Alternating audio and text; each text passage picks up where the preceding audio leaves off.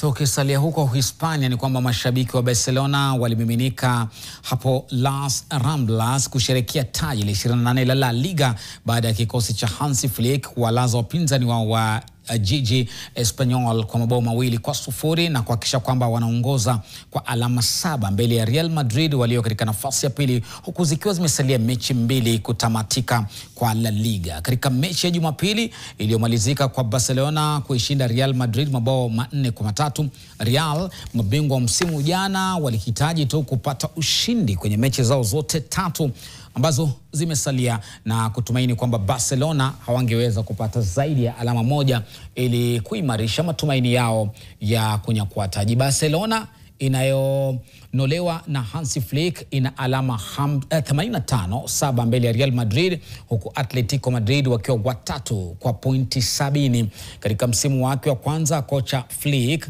ameshinda mataji 2 ya La Liga na vile vile ya Copa del